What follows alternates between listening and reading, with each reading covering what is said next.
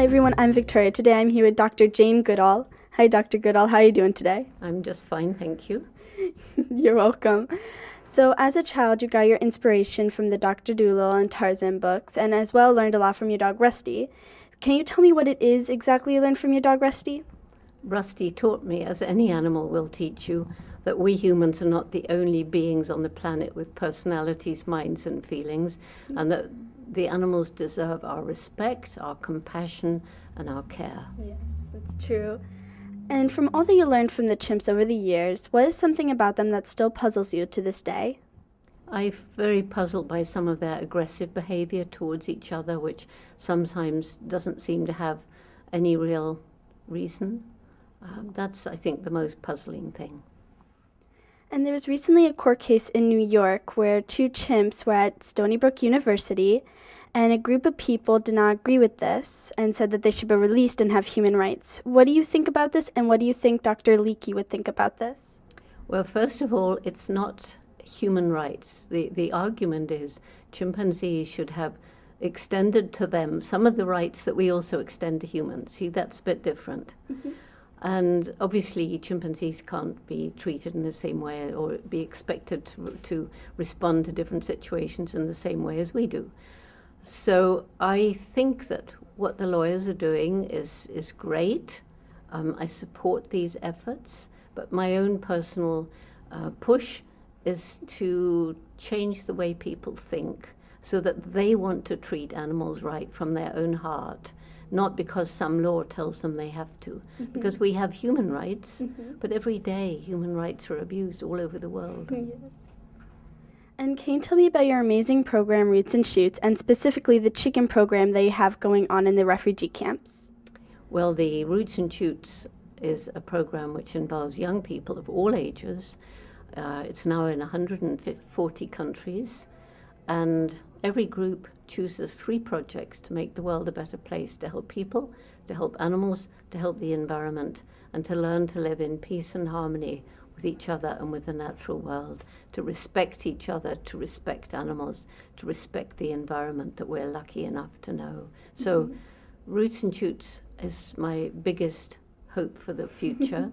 The refugee camp with the chicken program, all those refugees have gone back to Congo. So that particular program isn't working anymore, but it was very successful. The people got a few chickens and they sold the eggs and they learned how to incubate them.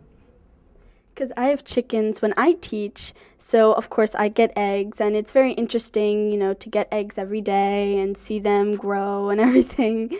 So I was very interested in that. And you have a new book that came out called Seeds of Hope. And can you tell me a little bit about it and why was it important to write it? Because we all depend on plants. So even a carnivore that eats meat eats animals that have eaten plants. Mm-hmm. So we would not be here without the plant world. Mm-hmm. And it was going to be a very thin little book about plants rescued species from extinction. But it was almost as though the plants put little roots into my brain and said, look, Jane, you've spent your whole life helping animals, now it's our turn. So it took me on the most amazing adventure through the plant world. I learned so much. I also learned about the terrible things that we're doing, like spraying chemicals onto the agricultural crops, which hurts the land and us, and also the genetically modified food, which is plants that have had their genes tampered with. Mm-hmm. Very bad for us. And Monday is the International Day of Peace, and you are an ambassador of peace for the United Nations. Can you tell me your role played in this, and what is your message? I'm actually a messenger of peace. The messengers are selected by the Secretary General, and the ambassadors are ones in the different programs, like the refugee program and that sort of thing. So the messengers, not many of us, are particularly chosen by the Secretary General. Mm-hmm. And really, he chose me because of Roots and Shoots, because yes. Young people are beginning to change the way the world works. Please, Roots and Shoots, young people are. Yes. And can you tell me about your friends that you have here? Well, Mr. H is my... he's called Mr. H for Gary Horn. Gary Horn lost his eyesight nevertheless decided to be a magician. The children don't know he's blind, and then he tells them things might go wrong in your life, but never give up. And he thought he was giving me a stuffed chimp for my birthday 29 years ago, and I made him hold the tail.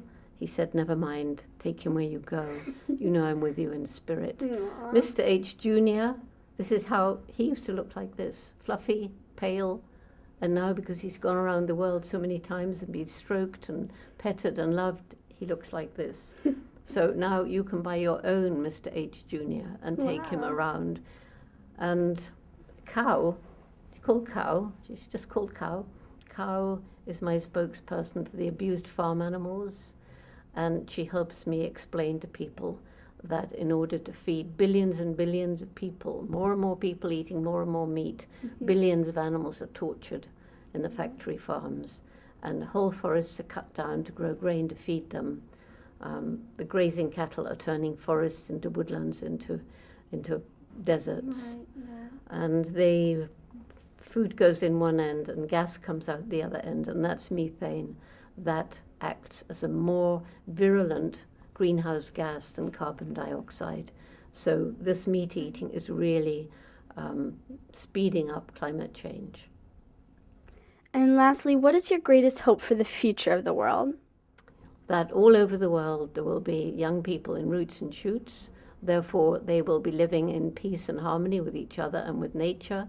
And therefore, I can have hope for my great-great-grandchildren who aren't born yet, but I'm sure they will be. Well, thank you so much. It is an honor to meet you, and you are an amazing person. I think you're pretty remarkable, too. Oh, thank you.